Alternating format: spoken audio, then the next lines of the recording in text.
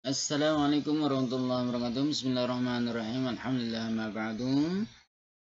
Anak-anak sekalian, kembali kita bersua dalam rangka melanjutkan pelajaran kita, yaitu Al-Quran Hadis, dan sampai kita pada bab kedua, bagian kedua, ya. Bab kedua, bagian kedua, masih di tema berbagi, ya, berbagi infak dan sedekah dengan dasar surah Al-Fajr ayat 15 sampai 18 dan Al-Baqarah ayat 254 dan 261. Pada kesempatan ini kita akan coba melanjutkan pembahasan kita, yaitu isi kandungan Al-Quran surah Al-Fajr ayat 15 sampai 18, ya. Yang pertama ayat 15, kita coba langsung baca. A'udzubillahi minasyaitonir rajim. Fa'ammal insanu idza mabtalahu rabbuhu fa'akramahu wa na'amahu fayaqulu rabbi akraman. Artinya, adapun manusia apabila Tuhannya mengujinya, lalu dia dimuliakannya dan diberinya kesenangan, maka dia akan berkata, Tuhanku telah memuliakanku. Ayat ini menjelaskan bahwa kecenderungan manusia itu merasa dimuliakan, merasa mulia dengan rezeki yang diberikan oleh Allah SWT. Padahal tidaklah demikian. Sesungguhnya harta itu hanyalah ujian dan cobaan bagi mereka. Padahal tidaklah demikian, ya. Sesungguhnya harta itu hanyalah ujian dan cobaan bagi mereka. Jadi di ayat ini menjelaskan bahwa kecenderungan manusia itu mengatakan saya ini orang mulia, buktinya saya banyak rezeki. Atau mereka menyangka bahwa ketika Allah SWT memberikan rezeki yang banyak, manusia itu menyangka bahwa dia sedang dimuliakan oleh Allah SWT. Padahal tidak demikian. Bahwa semua yang diberikan, semua karunia Allah berupa rezeki, itu adalah titipan dan ujian dari Allah SWT. Kemudian ayat selanjutnya, wa amma idza mubtalahu faqadara alaihi rizqahu fayaqulu rabbi ahana. Adapun bila Tuhannya mengujinya lalu membatasi rezekinya, maka dia berkata, Tuhanku menghinakan aku. Ya, penjelasannya. Dan begitu pula sebaliknya, jika mereka diberi kesempitan rezeki, tidak kerja tapi tidak mendapatkan hasil yang memuaskan, ya. Sudah mencari kerja tidak dapat, sudah kerja tapi kerja hasilnya sedikit, ya. Jadi kesempitan rezekinya sedikit, maka mereka menganggap Allah SWT menghina mereka. Itulah orang-orang sempit pikirannya. Padahal tidaklah demikian. Karena sesungguhnya Allah memberi rezeki kepada siapapun yang disukainya. Dan tidak disukainya pun tetap akan diberikan rezeki. Begitu pula Allah Subhanahu wa ta'ala akan menyempitkan rezekinya kepada siapapun yang disukainya maupun yang tidak disukainya.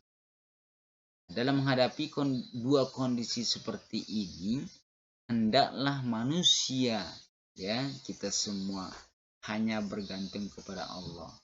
Yang memberi rezeki Allah, yang menyempitkan rezeki Allah SWT. Jadi apa yang kita dapatkan itu sesuai dengan kondisi kita demi kebaikan kita. Jika diberi keluasan rezeki, hendaklah kita bersyukur dengan cara menggunakan rezeki tersebut di jalan Allah SWT. Dan jika dalam kesempitan rezeki, hendaklah ya kita bersabar tanpa menyalahkan siapa.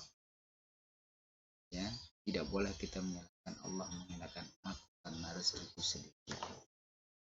Jadi diperbolehkan. Kemudian ayat selanjutnya, kalla balla tukrimunal yatim.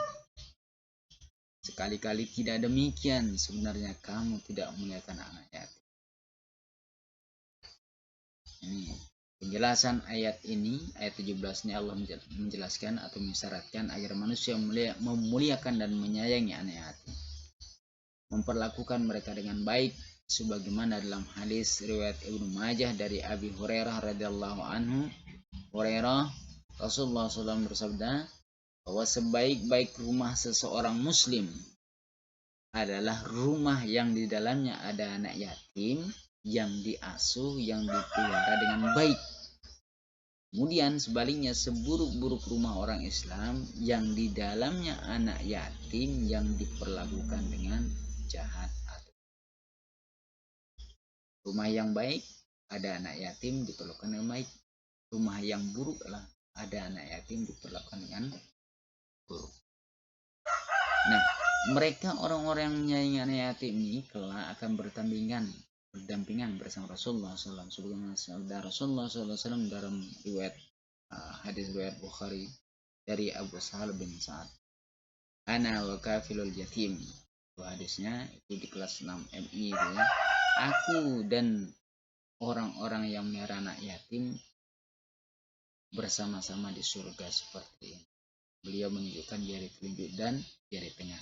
Jari telunjuk dan jari tengah itu kan berdampingan serta merenggangkan sedikit jari telunjuk dan jari tengah. Seperti itu saya nanti di surga bersama orang-orang yang suka melihara anak yatim. Itu sabda Rasulullah SAW. Jadi kalau kita mau berdampingan dengan Rasulullah nanti kelak di surga, maka kita cari anak yatim tuh, pelihara anak yatim, kita pelihara dengan baik, maka insya Allah rumah kita dikatakan rumah yang baik.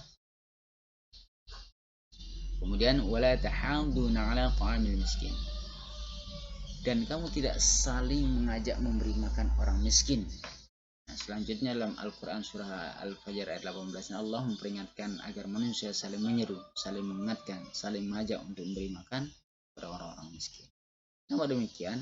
Karena orang-orang yang tidak menyantuni anak yatim dan tidak menyeru memberikan kepada fakir miskin termasuk pendusta agama. Sebagaimana firman Allah SWT dalam surah Al-Ma'un ayat 1 ayat 1. Dalam surah Al-Ma'un ayat 1 sampai 3, Allah Subhanahu wa taala berfirman, A'udzubillahi minasyaitonir rajim, ara'aital ladzi yukadzibu biddin. Tahukah kamu orang yang mendustakan agama? Siapa itu? Fadzalikal ladzi yad'ul yatim. Itulah yaitu orang yang menghardik anak yatim. Wala yahuddu 'ala ta'amil miskin, dan tidak menganjurkan beri makan orang miskin. Itu disebut dengan orang-orang pendusta agama. Jadi ada dua di sini yang disebut dengan pendusta agama. Itu orang yang menghardik anak yatim dan orang yang tidak menganjurkan beri makan kepada para fakir miskin. Sekian dan terima kasih. Demikian penjelasan Pak Guru tentang materi pada kesempatan hari ini. Mudah-mudahan bermanfaat bagi semua. Amin ya rabbal alamin. Terima kasih dan assalamualaikum warahmatullahi wabarakatuh.